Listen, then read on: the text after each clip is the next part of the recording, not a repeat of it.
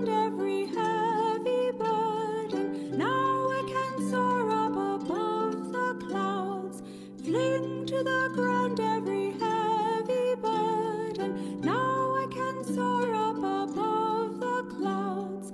Lightly I fly when I live in laughter. Lightly I fly when my heart sings.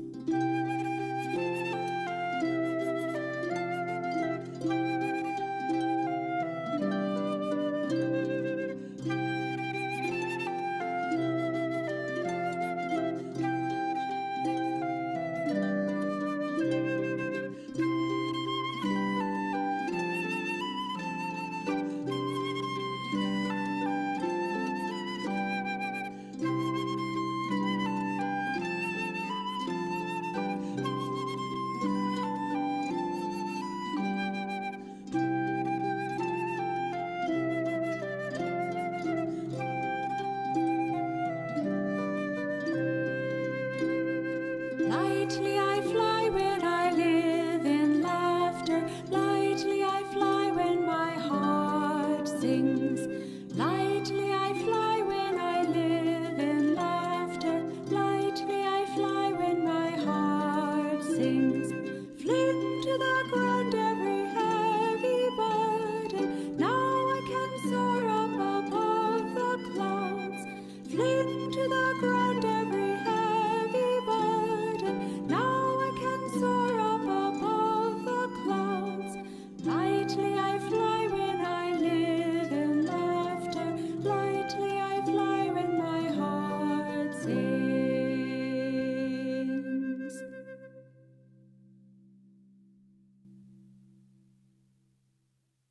If you eat meat, as I just read, lamb, chicken, a little fish, well, Bengalis practically think of fish as a vegetarian diet. But the truth is that if you can, without making a big fuss of it, eat right. He didn't even like the word vegetarian. He said it smacks of isms. But he said if we have to do it, I think of proper eatarianism, not vegetarianism with all the vegans and all the various ramifications of it. Just eat properly. The thing is, you aren't your diet. You're much more than that. Don't make that an ism of yours, because people who do, they put so much energy into little things that they can't or don't have any left to spare to put them into the more important things. This, however, is very interesting, this story, where Dr. Lewis was getting these aches and pains, and he said it's because your body has grown accustomed to it.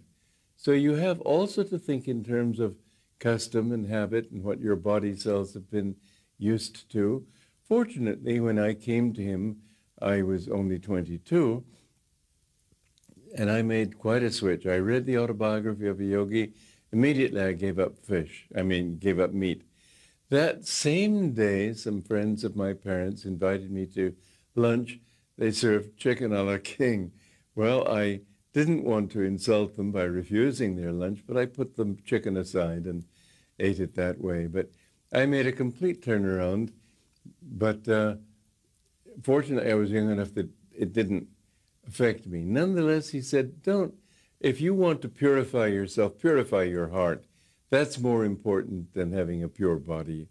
I have seen many people who make such a thing of eating pure foods that they don't meditate, they don't have time to love their neighbor, they're just being fanatics.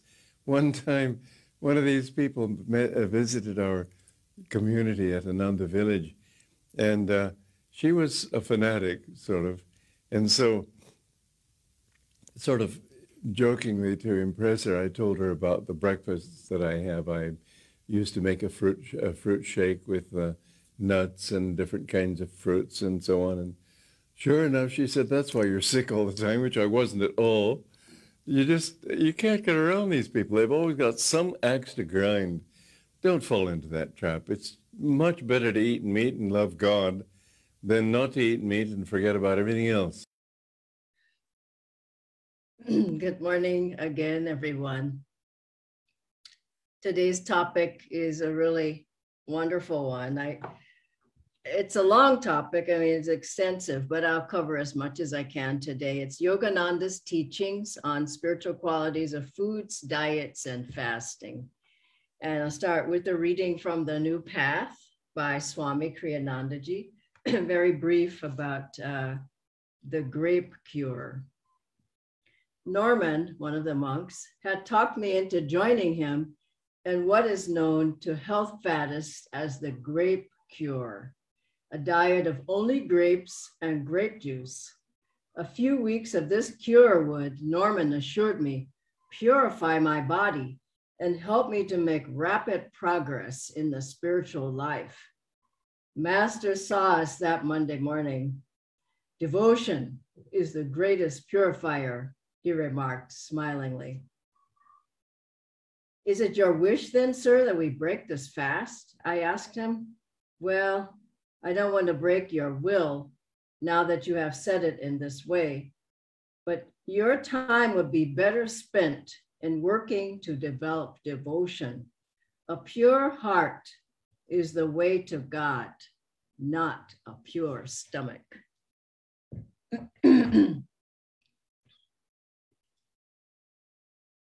And Master said this, to have faith in God's healing power through the mind and obey dietary laws is better than just to have faith in God and mind and disregard dietary laws.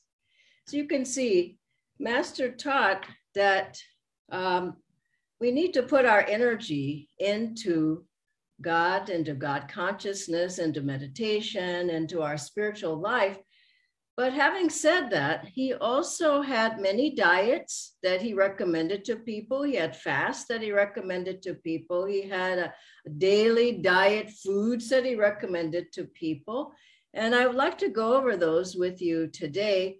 And those particular ways of eating and diets and fasts, they help to cleanse the body, purify the mind, purify the stomach as well. They help your consciousness to rise. They help you to meditate. They help you to have clear thoughts. They help you to have deeper experiences of God and God consciousness. They do help. So we need to be in balance. We don't want to be fanatical and say, no, I can't have a piece of chocolate. I can't have a piece of cake. I can't have anything. I can't have anything. I just have to have these boring foods. But on the other hand, we have to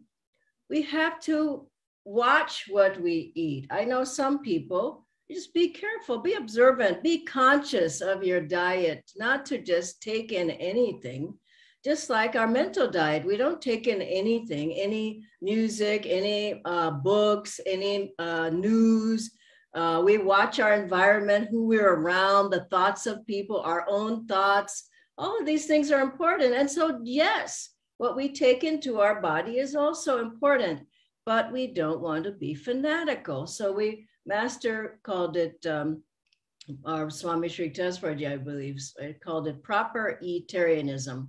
But I saw Swamiji, he enjoyed foods. In fact, he said to Master when he came, soon after he came, he said, please, Master, bless me that I get rid of this desire to enjoy good foods. And Master said, when ecstasy comes, everything goes. Don't worry about those little things. And he got Swamiji, he did counsel him into, you need more devotion.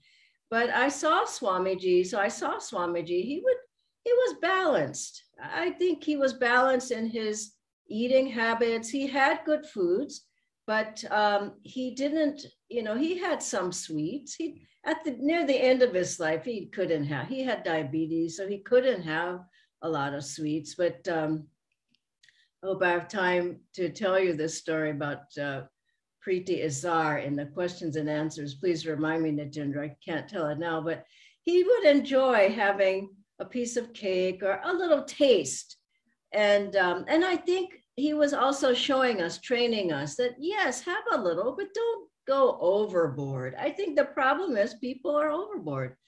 And my philosophy about sweets is this, and it's not my philosophy, it's what I think should probably, and sometimes this was how people had sweets, they had a little bit. Now you see people with a big piece of pie, a big piece of cake, 5 gulab jamuns, or whatever, ras malai, and they're just eating. And it's too much for the body. The body can't take it. And so, but I also saw Swamiji, he would have coffee, but he wouldn't have it strong. Some people have it strong. Honestly, it's up to your body, your age, your habits, what your body's used to. Swamiji would take tea. What that story about Dr. Lewis was that Master said not to eat meat if possible. So Dr. Lewis cut all the meat off that he was eating. He stopped eating it. And then his body had aches and pains for some time. And he told Master about it. Master said it's because your body was used to having that kind of food. So he said, go away from it, cut it out slowly instead of all at once. And so today also, as we go over these diets and things, just aim directionally to correct your diet. And you'll see there are things that you can do right away. There are things you can't do right away. And we know that in all of nature and also in the foods, there are qualities. They're called gunas.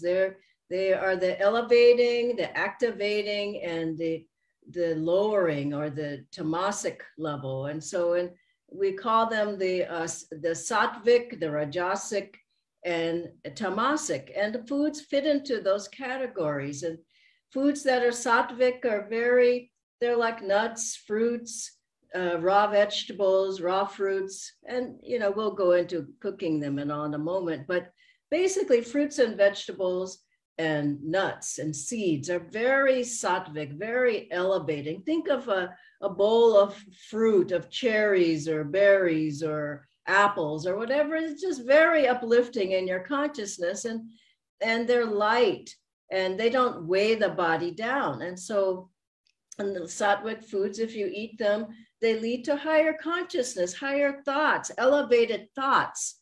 Not just, that's why we say that they're elevating, because they help your thoughts to rise, your energy to rise. You don't feel weighed down by heavy foods. And so sattvic foods are very, very important to keep in your diet. And as I said, fruits, vegetables, nuts, seeds are part of the sattvic diet. We'll go into this a little bit more in a moment. Now, rajasic foods aren't necessarily bad or good. They're just rajasic. They are constant. They make you in constant motion. They're energetic. They're movement foods. And these are foods like eggs are one of them. Hold on just a minute. I want to make sure I have them right. I'll just read this list. He says lamb, poultry, fish, whole grains, onions, garlic, we know, eggs, coffee, tobacco, refined sugar, soft drinks, fats, oils, things that are salty, that are bitter, that are sugary. These things are rajasic, and you feel it as soon as you have a cup of strong tea or strong coffee. You feel like, yeah, you got more energy. There's energy flowing, but how long does that last until you have to have the next cup of coffee, next cup of tea?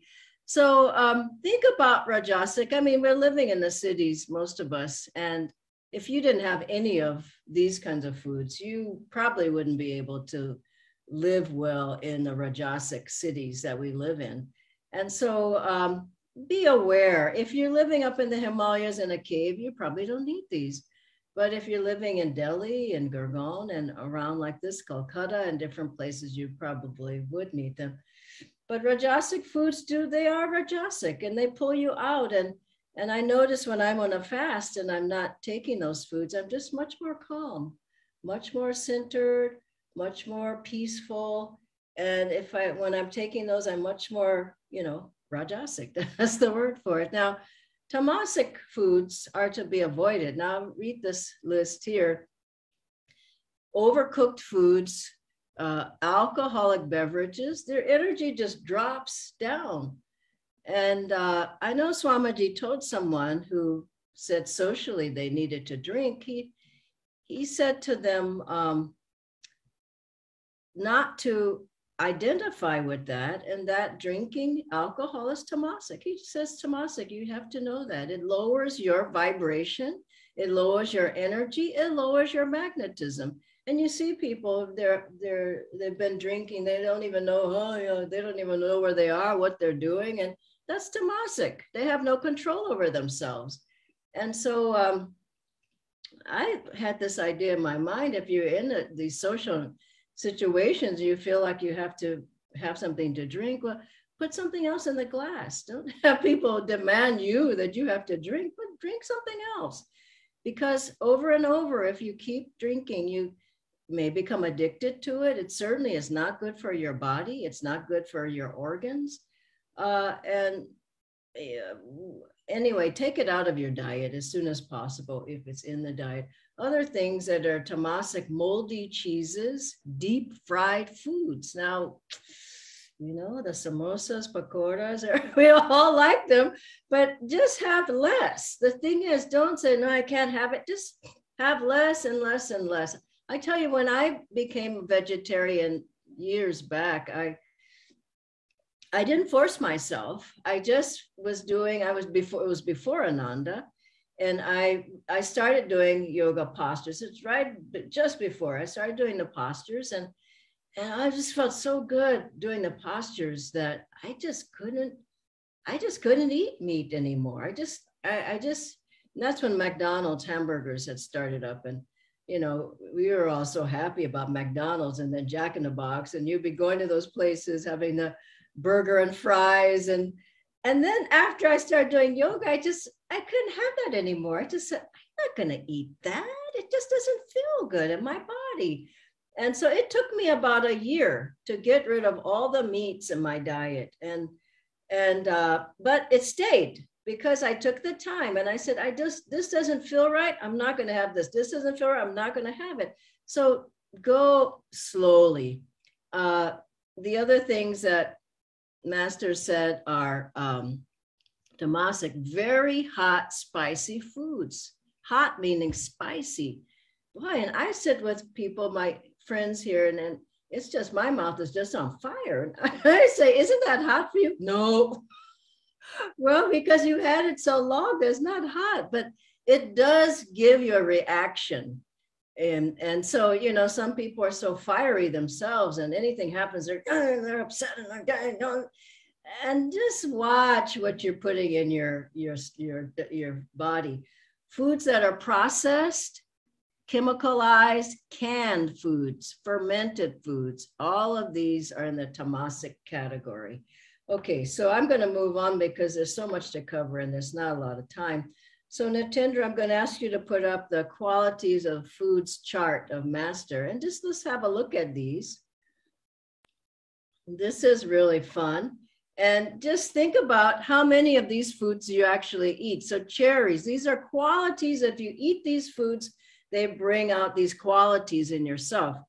And I would say you need to eat them more regularly. It's not once and then you suddenly have joy. So cherries bring joyfulness, cheerfulness, bananas, humbleness, strawberries, dignity, grapes, love in the heart, fresh eggs and milk, enthusiasm, energy, oranges, banish melancholy, and a brain stimulant, almonds, self-control. You can just look at this list yourself, but avocado, memory, pineapple, self-assurance, beets, courage, maple syrup, fresh mental freshness, corn, mental vitality, tomatoes, strength, mental strength, spinach, simplicity, lettuce, calmness. Very good to have these in your diet as you can. Okay, let's move on. And I'd like to look at the daily diet that Master recommended now. So let's bring that chart up. Now these will be in the chat so you all can have them, but in the daily diet, now just these are, I think, 18 different foods. As we look at these, think of how many of these you have in your daily diet. And Master said, eat at least some of these foods every day in your diet, distributing over your meals. The ones you don't care for, don't have them. But let's look at them and see if you have these: apple, grapefruit, lemon, lime, orange juice with ground up nuts, ground up almonds, delicious in orange juice. And you'll see later, Master gives that if you're feeling very hungry to have that. Pineapple, dates, prunes, figs, raisins, honey. Okay, have boiled vegetables with the juice, carrot, spinach, lettuce. I counted down these and I eat a lot of these, of these. Milk, cream, cottage cheese. Okay, let's just go down this list a little bit further, Natindra, and see when hungry, have this, orange juice or water, whichever, but with ground up almonds. It's delicious and it really it fills you up. Ice water, don't take it, it freezes the stomach. Then your digestion's bad, you have digestion problems. Nuts, great substitute for meat. And nuts are very filling, and almonds are very, very good for you. So I'll let you all study these on your own. Let's go to the next. Oh, the fruits and vegetables. Yeah, great. We went over these. They're laxative. And Master gives them this order: prunes, watermelons, cantaloupes. You can go on and on. But then this other one, I have this every morning. Warm water with lemon in it. And look how good it is. It's good for the liver, spleen, intestines, the kidneys, disinfects the physical organs. The acidity burns up the germs. This is wonderful. If you can't do anything else, do this. It's really, really good for the body. Okay, and then raw foods. Master is saying take as many as you can raw, because as you cook things, the vitamins begin to be, their uncooked foods are better. You destroy a lot of the vitamins with cooking. White sugar, now this is a very important point. It causes fermentation. Now look there, it says white flour acts like a glue and obstructs the expulsion of bodily waste, and that causes constipation. Constipation is the most dangerous of all diseases. That's something to think of. If you're not expelling the toxins from your body, they're just staying in your body. They're affecting your whole being. Now let's go to number 3, part number 3, and this is the last one, where Master's given different fasts and diets. Look at this liquid fast: orange juice or milk. Whenever you don't feel hungry, you can do a couple of days. Oxygen fasting. Now, this is a great one. Now, we don't have time to do this, but he's saying to inhale and exhale deeply 6 to 12 times every hour, filling up the lungs, all the lung cavity. And then do it outside if you can. But this you can add to some of the other diets. If you're on a diet, like on a fast, go outside and do this oxygen fasting as well. Okay, then the 9-day cleanse. Fabulous, but you have to be ready for it. It's also a mental diet. A lot of people can't handle it. I've done it many times. All this diet and the next one, vitality. Hold on. This diet is fantastic, but I would say do it in a group, do it with a friend. 9 days is a long time. Most people can't handle it. Do 5 days, do 7 days. 9 days is the best. In your body, at 7 days, it really starts to change. This vitality beverage is excellent. I'm currently on a 3-day orange juice fast with about 9 or 10 other people. And that fast is orange juice for 3 days. You can have ground up almonds if you get hungry, a lot of water and a laxative, and you just feel fantastic. I mean, your body is detoxified. This is the reason for these diets and fasts, is to detoxify, get the toxins out of the body, and they've been there a long time. And you just think of what you eat all the time. It's just lodged in your body. It's lodged in the different parts of your body and the stomach and all. And if you never cleanse, you'll have health problems. Illnesses come up, aches and pains. But if you once a year just say, I'm going to do something, the orange juice fast or the 9-day diet, We typically do both, some group of Ananda people. Check with your center leader, but these are good if you can handle them. If you're older and can't handle them, fine, do something. Well, I know someone who's been fasting 1 day a week for years. I used to fast 1 day a week for many, many years. You just have to think about what you can handle and just do that. Okay, then we go to the reducing diet, which many people need. And Master gives that this 25 body recharging, do it 6 times, twice a day, and the stomach recharging 20 times each, 3 times a day. That's going to get your stomach off, really. It's going to just burn it right off. And then he gives running 50 to 200 times twice a day. It's fantastic. Try these stout people. He says the fast on orange juice for 7 days and go into the 9-day cleanse. I don't know if I could handle that, but that's if you really, really need it. Okay, now let's go to, that's the reducing diet. Now the last one is the fattening diet. Now, not many people need this diet, but some people do. And look what he focuses on, the banana. Bananas in abundance, bananas, and cream, eggs, oatmeal with cream, olive oil, cream, a glass of cream. And so some people may need this. I certainly don't. I never have, but some people do. And then this other thing, watch out for this.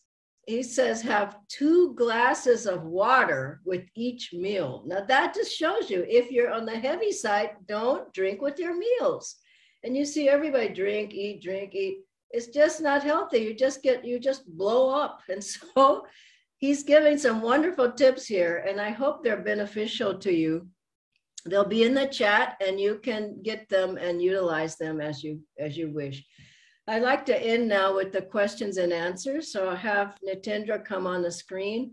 And as I say again, I'll say again, I've done these diets, fasts, and I believe in them. They work. You definitely feel lighter, more clear, more uplifted, happier.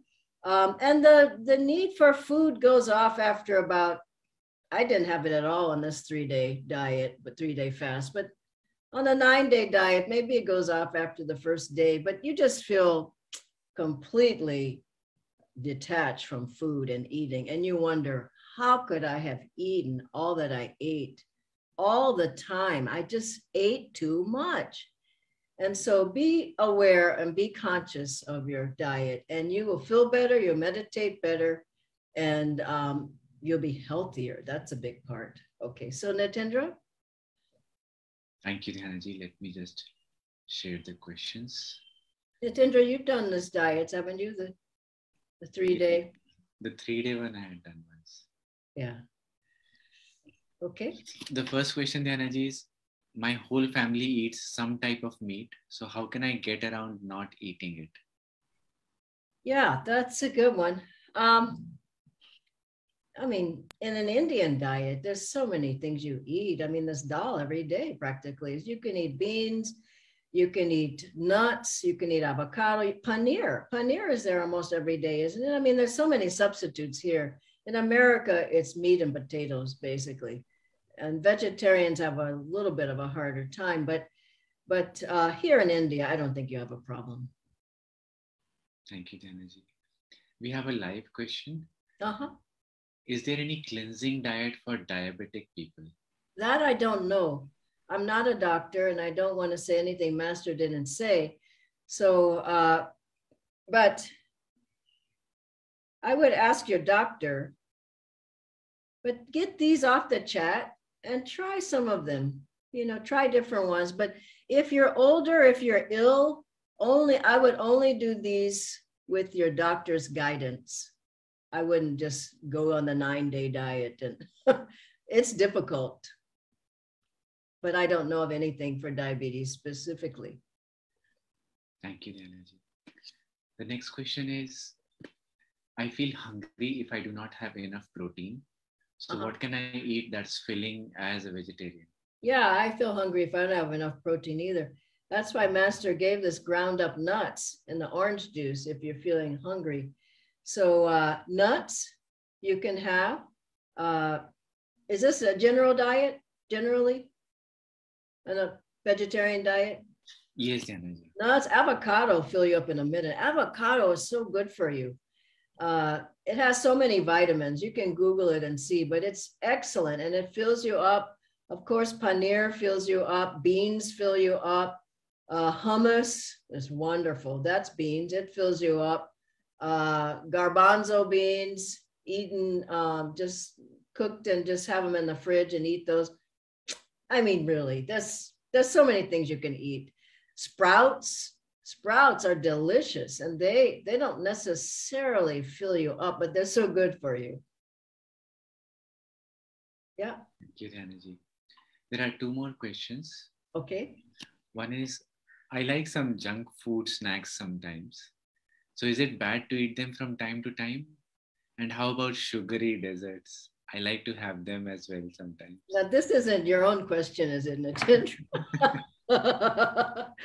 So why don't you use the 80-20 rule? Dr. Radhika gave us that in one class, and she is a doctor.